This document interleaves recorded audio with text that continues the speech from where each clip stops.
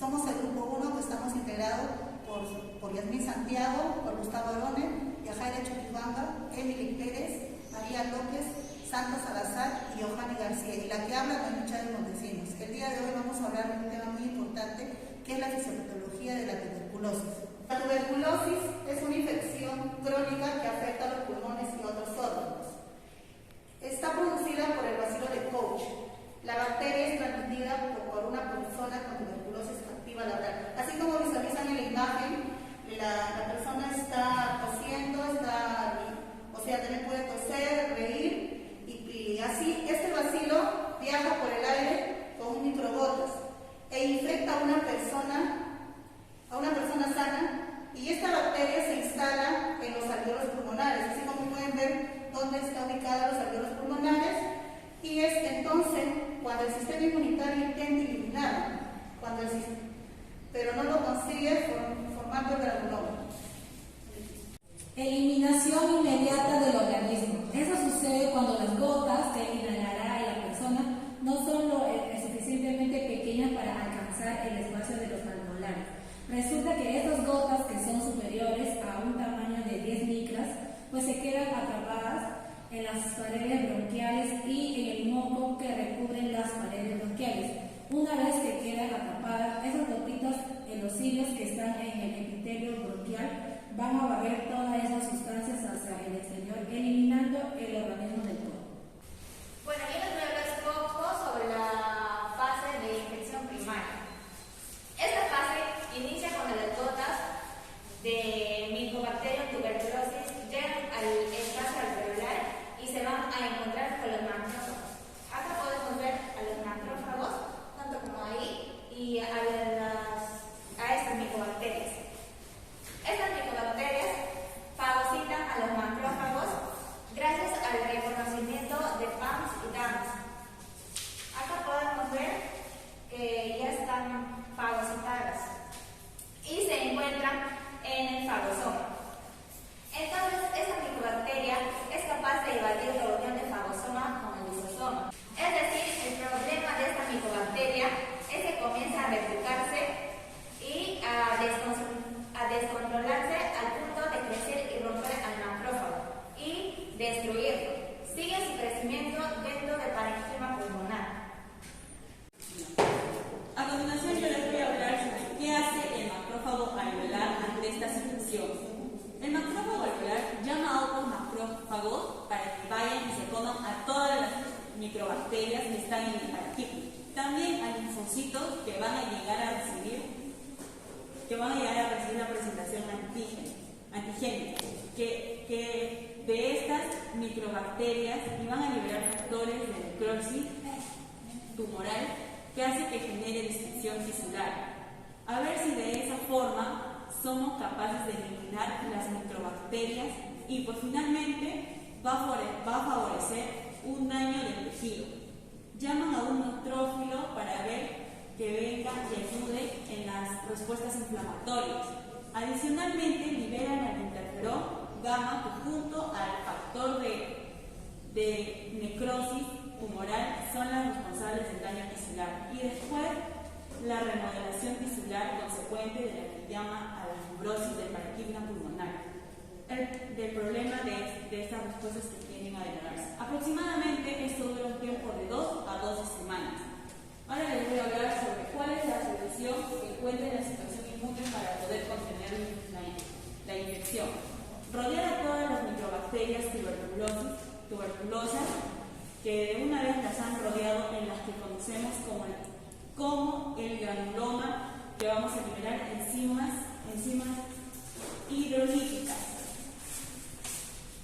tales como performina, grandísima, factores de necrosis tumoral, interferón gamma y todo lo que vamos a botar en el centro, que se encuentra en las bacterias tuberculosas para destruirlas.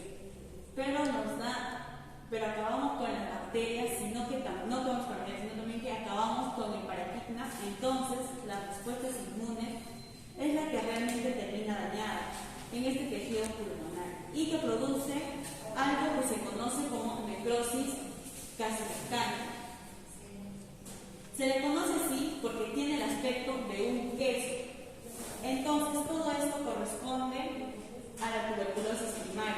ya es la respuesta inicial de toda persona que ha sido infectada por el Microbacterium tuberculosis. Yo voy a hablar sobre la tuberculosis latente. Dentro de la tuberculosis primaria tenemos a la tuberculosis latente, que es una infección que está contenida dentro del granuloma y no es contagiosa. Bueno, esta infección latente se define como la respuesta inmune al Microbacterium tuberculosis, ¿no? Una explicación de esta infección es si el sistema inmune de un paciente es inmunocompetente, pues va a contener dentro del granuloma una infección, la cual va a ser capaz de destruirla, pero no por completo. También debemos saber que esta infección no se va a replicar ni crecer, ¿no? En este caso, el paciente no es infeccioso. Por otro lado, estas personas con tuberculosis no presentan síntomas, lo que quiere decir que son asintomáticos. Debemos saber que también existe una prueba, la cual es la tuberculina, que permite identificar la infección latente de la tuberculosis. En caso de pacientes inmunosuprimidos, pues la prueba puede ser negativa, ¿no? Aunque tengan la... En esta oportunidad vamos a hablar sobre las infecciones primarias progresivas. ¿Qué tenemos en cuenta? Que afecta mucho al pulmón y a los extrapulmonares, ¿no? Y nos damos cuenta que es demasiado infecciosa, ¿no? También se presenta mucho, especialmente en el adulto mayor, ¿no? Y en los inmunodepresivos. También es una forma más severa que afecta bastante a la pleura, ¿no? Y también a la tráquea y la laringe. Se disemina en otros órganos que hasta pueden causarnos hasta la muerte. Gracias. Bueno, a mí me tocó hablar sobre la infección postprimaria de la tuberculosis. Bueno, la infección postprimaria es la forma más común de la enfermedad en los adultos y sucede en individuos que han manifestado inmunidad aliviada por células y hipersensibilidad, cardiológica o bacterias sobre todo. En la mayoría de los individuos con infección tuberculosa latente, el sistema inmune puede controlar la infección. Sin embargo, en algunos individuos el microorganismo puede activarse y proliferar, causando tuberculosis postprimaria, aunque sus manifestaciones son radiográficas que se superponen con las de la enfermedad primaria. Hay varios atributos que las distinguen, como lo son la predilección por los lóbulos superiores, la ausencia de linfopatías y propensión a la excavación, la consolidación del espacio aéreo, que es también el patrón más común de la enfermedad. En la mayoría de los casos existe una mezcla de patrones radiográficos, como por ejemplo son la mezcla de capacidades lineales y la cronológica. Gracias. Resumen de la fisiopatología. El M. tuberculosis entra en contacto con los macrófagos tisulares en el tejido pulmonar. La bacteria se reproduce dentro del macrófago, que luego es activado por los linfocitos T con interferón alfa. El macrófago activo inicia el proceso de reclutar monocitos mediante la liberación de quimiosinas. Luego se comienza a formar una estructura de contención llamada granuloma, formada por células gigantes, macrófagos, células plasmáticas, linfocitos y fibroblastos. En la parte central aparece una zona de necrosis caseosa. ¿Por qué se dice necrosis caseosa? Porque tiene la forma de un queso rallado. La tuberculosis como enfermedad se divide en 3 tipos, que son tuberculosis primaria, tuberculosis secundaria y tuberculosis terciaria.